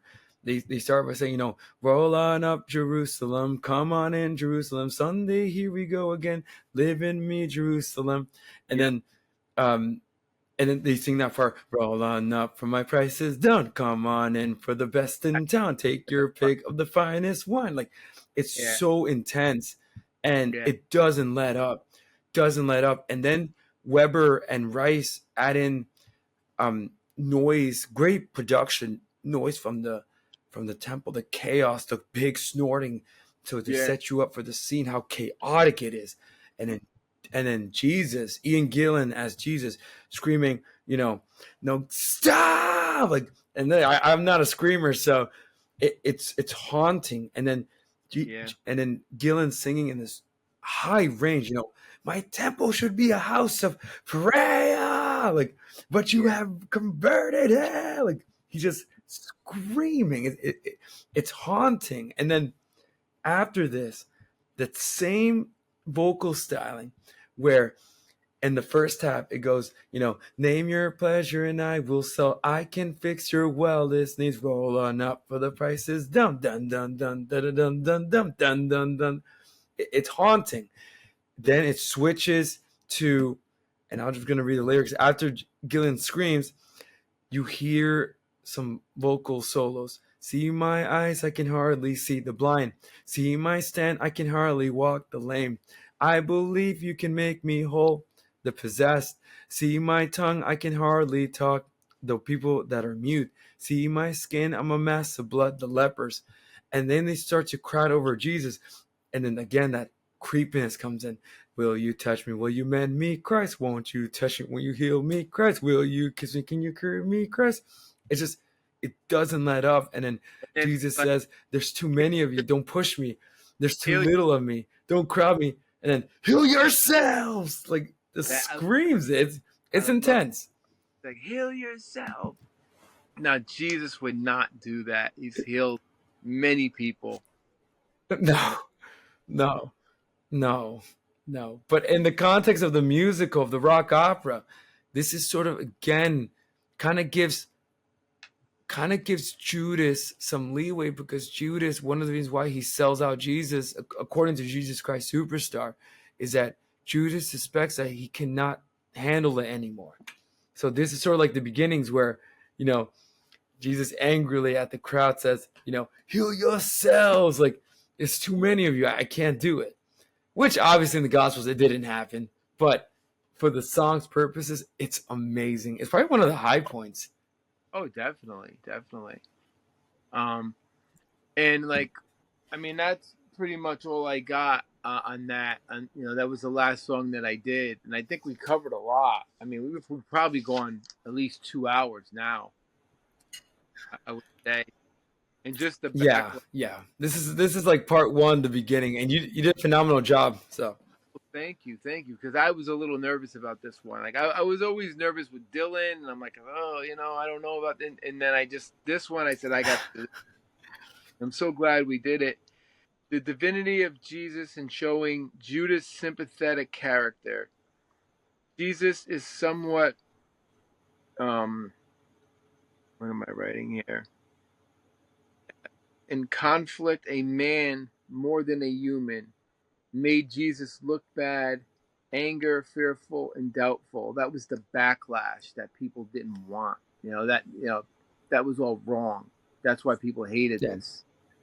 And I could see it. I could yeah. totally see why people would be Likewise. angry about this and that kind of thing. You know. So any comments on this before we wrap it up? We did this got to be what, 2 hours easily, right? It's hitting the 2 hour mark. Yeah. And the only thing I I want to comment is, like you I didn't said, the backlash. I could see it, but good. I didn't think we'd get 2 hours out of this. I was surprised that we really did, because I was like, yeah, maybe we'll get Dude, it. Cheech, I'll be honest with you. Dude, we could do a 6 hour episode on this. Oh, easily. That's what we could continue. We could keep continuing every year. Because there's so much. And then there's like God. Now, did they do Godspell too or no? Andrew Lloyd Webber. No, now Godspell is a different production. No, that's a different production. I don't know which. I think Godspell came after. Um, that's based on the Gospel of Saint Matthew, and it's also kind of controversial for its own reasons. But it's not Weber. No, but I We should think it's inspired we should do that one too. Too, because that for next Lent. for sure. That's interesting.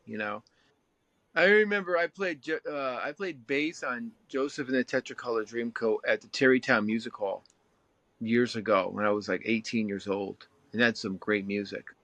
Mm. It's just like my story about that. I did do Godspell, like a high school version. I did Godspell, which was good. And here was another one. Those were the big ones: Godspell, Jesus Christ Superstar, Joseph and the Tetracolor Dreamcoat, and Here. Here was just a hippie. I didn't even know what the hell it was about, because I think my parents had.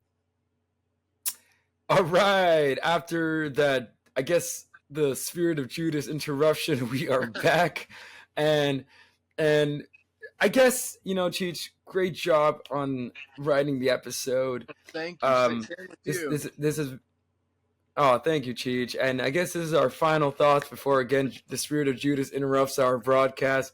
Cheech, Yes. final thoughts or anything? I would say uh, Jesus Christ Superstar to me is my childhood. I grew up listening to it. I recommend it's still as fresh as it was 55 years ago. And the Mm-hmm. music is amazing. It lasts forever. Ian Gillan's performance is amazing. I forget the names, but Mary Magdalene and Judas are amazing. Uh, so check it out. Especially for this time of year, listen to it, but don't believe the hype, because it's not what it's about. It was made. They had some liberties with it, But it could piss off a lot of Roman Catholics and stuff.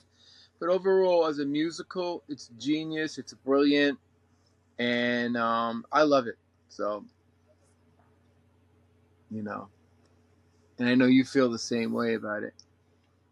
I would say you echoed all my feelings about it. And I'll be honest with you, maybe you and I could write a book on the Catholic within the Jesus Christ Superstar because no one has done it in terms of, That's a good idea. yes, it gets a lot of things, yeah, like future book ideas, but yes, it gets a lot of things wrong for sure. But I'll be honest with you, I keep reminding, I reminded my students, like the creators of Jesus Christ Superstar are not Catholic. What they Right. wanted to do was sort of using imagination craft a story based on the Gospels, and for the most part I would say they got 75% right though. Yeah. Like in terms of the Catholic ideas, and we wouldn't have time in a whole episode to cover the album from top to from beginning to end.